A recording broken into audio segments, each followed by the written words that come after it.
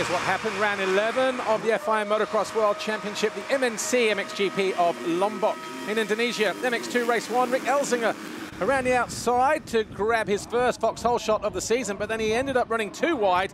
That opened the door for his teammate Jago Geerts to lead on the opening lap. Andrea Adamo was in second, Van der Moosdijk third, Langenfelder fourth, and Everts was in fifth.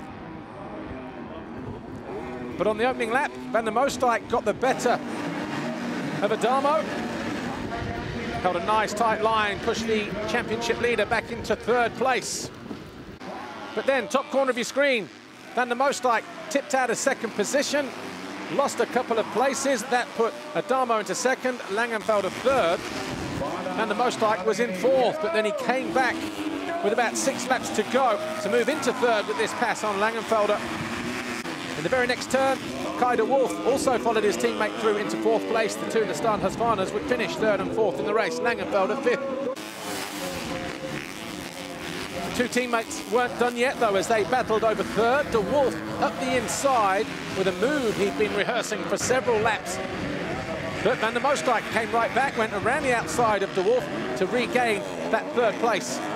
This all happening in the space of about 4 corners. No one a match for Jago Geerts, who crossed the line to win for the 7th time this year from Adamo, Van der Moosdijk, De Wolf and Langenfelder.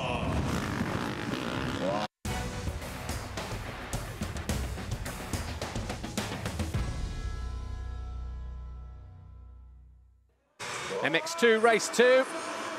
This time it was Jago Geerts who grabbed the foxhole shot, but as he started to drift wide, Langenfelder squared him up, ran down the inside, forced him into his teammate Thibaut Benistant, and all of a sudden, from going first to fifth by the time he reached turn 2, Langenfelder led the way, Adamo was second, Van der Moosdijk was there in third, Everts in fourth. Adamo made a mistake, that allowed Van der Moosdijk through.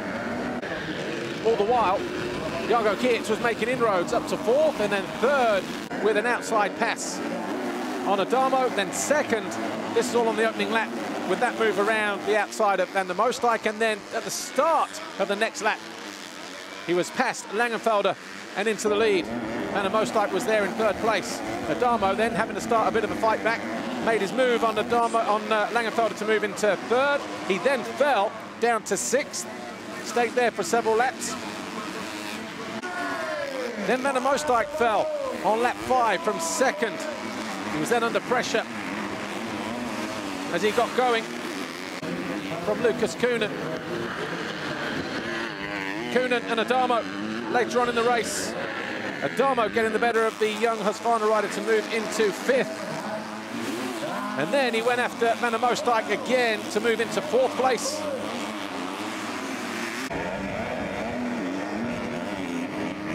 Lucas Koenen then got the better of Van der Moosdijk. As he came home in 5th, Van der Moosdijk had to settle for 6th. Liam Everts, who was running in 3rd until a few laps to go, got forced wide as Adamo came through into that 3rd place. Couldn't do anything about Langenfelder in 2nd. But once again, same as it was in race 1, a perfect day for Jago Geerts. Race win number 8 for the season. Of course, for the overall, Jago Geerts going 1-1, his 20th career win, his 50th podium. All of this on his 100th Grand Prix start. Adamo second with a 2nd and 3rd. Langenfelder just his 2nd podium this year with a 5th and a 2nd.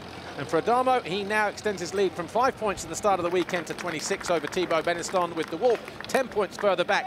Geerts is 4th, just 47 off the lead. But they were your top 3 this weekend. Geerts, Adamo and Langenfelder. Next stop, Czech Republic. It was a perfect weekend for me. 3 race wins, I couldn't ask for more.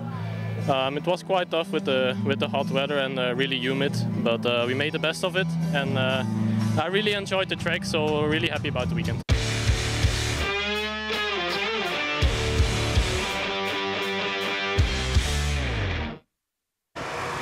Final race of the day, MXGP race 1. Valentin Guillot from about 5 or 6 gates over. He crossed the foxhole shot line for the first time this year. Jeremy Seawer went with him. They ran wide. That opened the door for Romain Febvre to sneak up to the inside, take over the lead. Fernandez emerged in 2nd position. Seawer was 3rd. Prado was 4th. But not for long. This move on Seawer got him into 3rd place. couple of positions further back, Valentin Guillot made his moves on Calvin Valandren and the number 6 of Benoit Paturel. That move put him into 6th place, and as soon as he did that, Valandren also found his way past the Frenchman to move into 7th. Seewer then tipped out of 4th place. His teammate went through, Glenn Koldenoff. And then Fernandez also fell from 2nd position.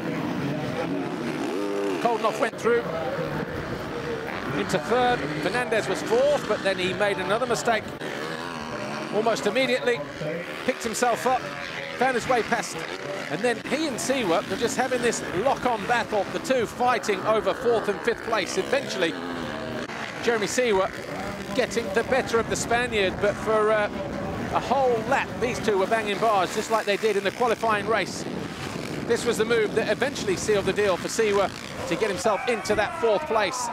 2 laps to go, though. Romain Febvre had been caught for the lead by Prado. He then made this aggressive pass for the lead to take over. He went on to win the race. His 9th win of the season. Febvre was 2nd, Koldenoff 3rd, Seewer 4th, Fernandez was 5th.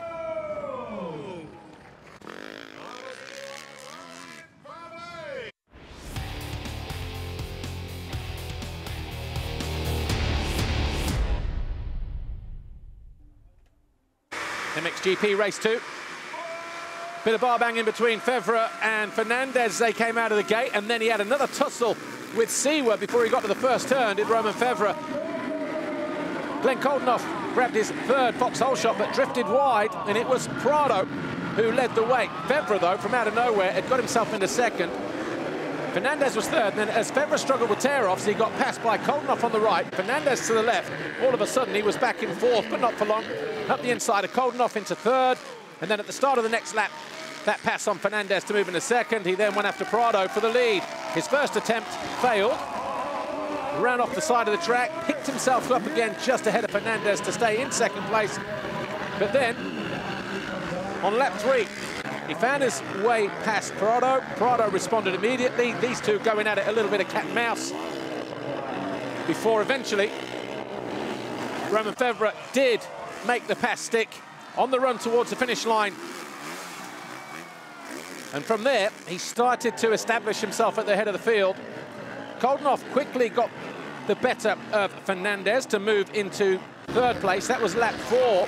His teammate, not so efficient though, Jeremy Seewer, just ran off track as he was attempting to pass for that 4th place. And then, just like we'd seen so many times throughout the weekend, Seewer and Fernandez going at it, banging bars. No exception in this race. Fernandez still hanging on to that 4th place. But eventually, Seewer did make the pass and make it stick with about 5 laps remaining. Final lap, Koldenoff in 3rd came under attack from his teammate Seewer until he lit up the back end. Koldenoff would cross the line in 3rd, behind Jorge Prado in 2nd, but taking his 3rd race win of the season, Romain Febvre winning, and with it, that 2-1, giving him back-to-back wins in Indonesia on this 2-week tour. His 60th career podium, 2nd of the season, and his 17th career win. Prado with a win and a 2nd overall. The Hoff was 3rd with 2 third-place finishes for his 30th career podium. And Jorge Prado now 103 points clear, so he's extended his lead over Romain Febvre by a couple of points. Fernandez is 3rd, Seewer 1 point further back, and Koldenoff has moved up to 5th place. But they were your top 3, Febvre, Prado, and Koldenoff. Prado continues to lead as we head to Czech Republic.